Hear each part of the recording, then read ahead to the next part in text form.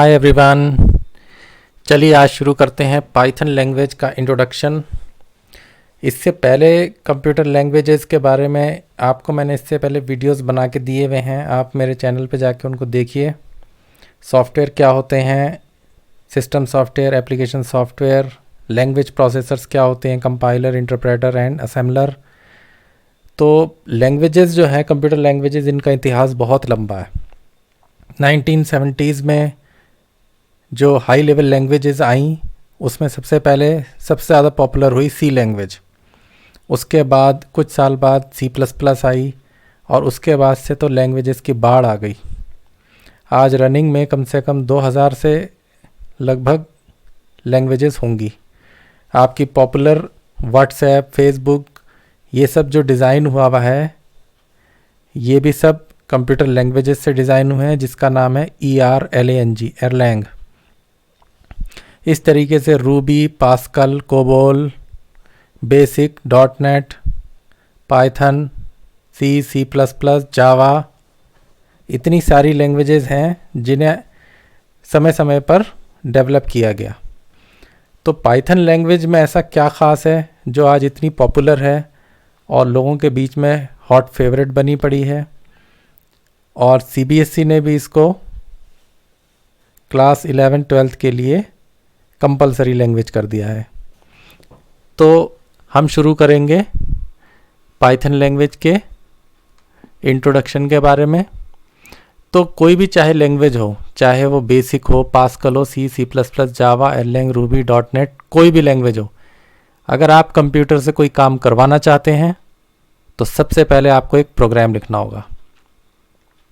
आप कंप्यूटर से कोई भी, कि आप चाहते हैं कि स्पीकर से साउंड निकले, कीबोर्ड का टाइप किया हुआ मॉनिटर पर दिख जाए, माउस क्लिक करें तो उससे कुछ रिस्पॉन्स आ जाए, ये सब काम कराने के लिए आपको प्रोग्राम लिखने पड़ते हैं।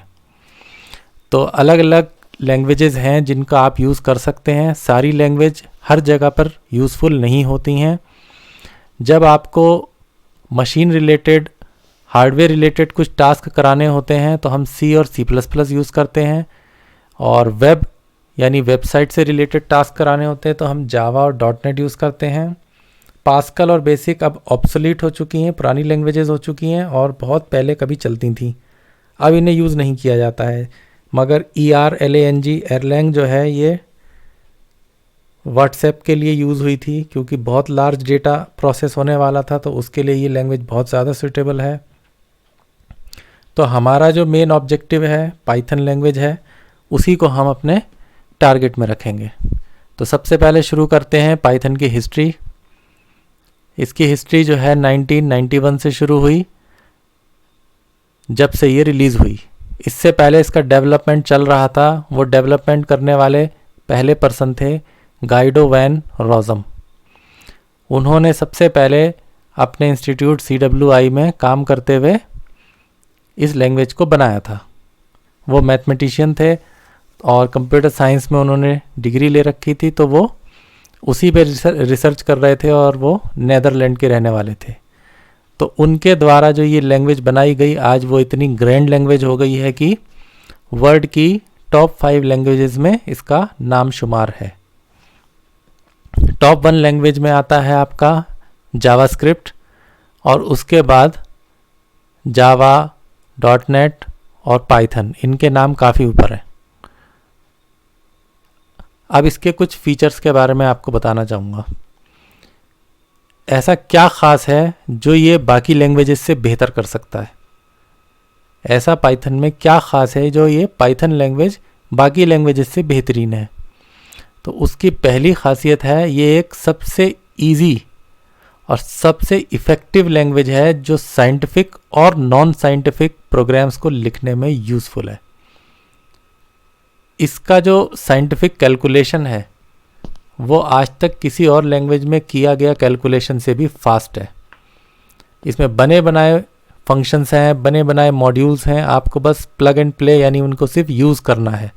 आपको कोई बहुत हैवी प्रोग्राम नहीं लिखना है कि किसी साइंटिफिक कैलकुलेशन के लिए कौन सा फार्मूला लगाया जाए। इसमें ज़्यादातर चीज़ें पहले से इनबिल्ट रहती हैं। दूसरा, ये प्लेटफॉर्म इंडिपेंडेंट प्रोग्रामिंग लैंग्वेज है। बहुत ही कम लैंग्वेजेस हैं जो प्लेटफॉर्म इंडिपेंडेंट है, मतलब चाहे आप विंडोज़ ऑपरेटिंग सिस्टम में काम कर रहे हों, चाहे आप लाइनक्स यूनिक्स पे काम कर रहे हों, या आप मैक ओएस पे काम कर रहे हो, सब जगह आपका प्रोग्राम बिल्कुल सीमलेसली चलेगा। बाकी और लैंग्वेजेस में क्या होती है, उसके पहले एनवायरनमेंट इंस्टॉल करना पड़ता है, तब जाके चलते हैं। तो Java is supported by all the different operating system and platforms. ये इसकी दूसरी खासियत है। तीसरा, ये अब तक की सबसे आसान हाई लेवल लैंग्वेज है जो करंटली इस टाइम कंप्यूटर सॉफ्टवेयर लैंग्वेजेस के वर्ल्ड में अवेलेबल है। इसकी लाइब्रेरी वास्ट है और डेली उसमें कोई ना कोई एड ऑन होता रहता है, यानी math library, plot library, design library, graphics, सब कुछ इसमें एडिशनल आप जितना चाहे ऐड करा सकते हैं। और आप अपने खुद के मॉड्यूल भी लिख सकते हैं ताकि वो दूसरे लोग यूज़ कर सकें, और हम दूसरे लिखे हुए मॉड्यूलों को अपने प्रोग्राम में यूज़ कर सकते हैं। तो it is a very simple high level language with vast variety of add on modules.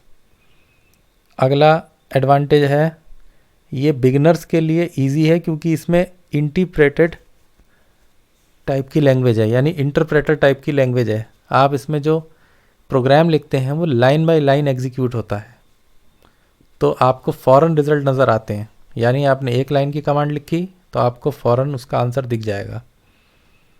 तो ये एक बिगनर्स के लिए अच्छी लैंग्वेज है। हालांकि इसका एक नुकसान भी है कि इंटरप्रेटेड लैंग्वेज होने की वजह से थोड़ी स्लो रहती है।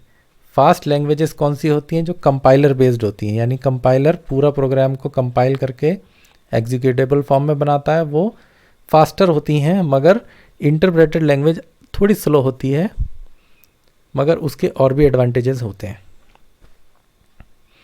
तो पाइथन एक ऐसी लैंग्वेज है जो रीडेबल है और अंडरस्टैंडेबल है, बहुत ही सिंपल सिंटैक्स है, और इनमें एरर डिटेक्शन काफ़ी इजी रहता है। आप अभी जब प्रोग्रामिंग करेंगे तो आपको पता चलेगा, क्योंकि और लैंग्वेजेस में आपने अभी तो प्रोग्रामिंग नहीं करी होगी, मगर अगर आपने कभी सी या C++ में प्रोग्रामिंग करी होगी और आप पाइथन में स्विच ओवर कर रहे हैं, आपको पता चल जाएगा कि कितने कम एफर्ट से आप कितनी बड़ी बड़ी चीज़ें कर सकते हैं। और इसमें क्या है कि जो लैंग्वेज है ये कस्टमाइजेबल एप्लीकेशन बनाने के लिए सबसे सूटेबल है। यानी कि आपने कोई सॉफ्टवेयर बनाना है बैंकिंग का, कोई वेब डेवलपमेंट का सॉफ्टवेयर बनाना है, कोई वेबसाइट का बनाना है, कोई विंडोज़ या वेब सर्विस बनानी है, ये सब के लिए बहुत ही सूटेबल लैंग्वेज है। Last and least, easy to learn and easy to use. ये तो आपको चलाने के बाद ही पता चलेगा कि कितनी आसान है। इस लैंग्वेज में काम करने के दो तरीके हैं। पहला तरीका है इंटरेक्टिव मोड। इंटरेक्टिव मोड, इसमें क्या होता है, यहाँ पर 3 एरो आपको नज़र आएंगे। ये इस तरीके से 3 ग्रेटर देन के साइन है। इसमें आप कोई भी कमांड सीधा डायरेक्ट लिख सकते हैं। 2+2 आंसर लिखेगा तो आंसर आएगा 4। आपने स्क्वायर रूट निकालना है, पावर करनी है, कोई फार्मूला लिखना है, आप इंटरेक्टिव मोड में लिखिए, तुरंत आंसर आपको मिलेगा। इसका दूसरा मोड है स्क्रिप्ट मोड। स्क्रिप्ट मोड का मतलब है आपको खूब सारी कमांड्स एक साथ लिखनी है, उसके बाद आप चलाएंगे इनको। तो इंटरेक्टिव मोड में आप एक लाइन में एक कमांड लिखते हैं और उसको रन कराते हैं, और स्क्रिप्ट मोड में आप पूरा का पूरा प्रोग्राम लिखते हैं, जितनी भी लाइन्स हैं उसमें सारी लिख दी जाती हैं, और फिर उसको हम सेव करने के बाद रन कर देते हैं, तो वो एक एक करके लाइनें रन हो जाती हैं। तो स्क्रिप्ट मोड जो है वो एक तरह से कंपाइलर टाइप का मोड हो गया, और इंटरेक्टिव मोड हो गया वो इंटरप्रेटेड मोड हो गया। तो इस तरीके से एक बेसिक शुरू होता है पाइथन लैंग्वेज का। इससे जुड़े हुए मैं आगे के जो टॉपिक्स हैं पाइथन के, जो इंट्रिकेसीज हैं या इसके जो डिटेल्स हैं, वो मैं आपको अगले वीडियो में कवर करूँगा। आज के लिए हमारा जो टॉपिक था कि पाइथन क्यों ज़रूरी है, उसकी क्या खासियत है, वो कितने तरीके से चलती है, और पाइथन का मैं आपको एक व्यू भी दिखाने वाला हूँ। यहाँ पर आप नीचे देख सकते होंगे कि एक IDLE पाइथन लिखा है, आप इसको डबल क्लिक करेंगे, ये आपने जब इंस्टॉल कर लिया होगा तो आपको सामने नज़र आ जाएगा। ये देखिए 3 ग्रेटर देन के साइन आ रहे हैं। ये यहाँ पर आप कोई भी कमांड लिख सकते हैं। ये लिखा आपने, आंसर आ गया 6। इसी तरह आपने जो आप कमांड लिखना चाहेंगे, ये 3 टू द पावर 2 हो गया। पावर बनाने के लिए डबल स्टार लगाते हैं, ये 3 टू द पावर 2 हो गया। 6/5 ये डिवाइड हो गया। अब मैं 6 डबल अपॉन 5 लिखता हूँ तो आंसर आएगा 1। ऐसा डिवाइड आपने कभी देखा है? जी हाँ, ये सिर्फ इंटीजर पार्ट देगा, पॉइंट वाला पार्ट आपको नज़र नहीं आएगा। इस तरीके से ये है इंटरेक्टिव मोड। अब दूसरा मोड कैसे आएगा? दूसरा मोड लाने के लिए फाइल में जाइए, न्यू फाइल में जाइए। देखिए ये जो आ गया, दूसरा व्यू आ गया। यहाँ आप सारी चीज़ें लिख सकते हैं। यहाँ आप पूरा का पूरा प्रोग्राम लिखेंगे और उसके बाद इसका आंसर आएगा।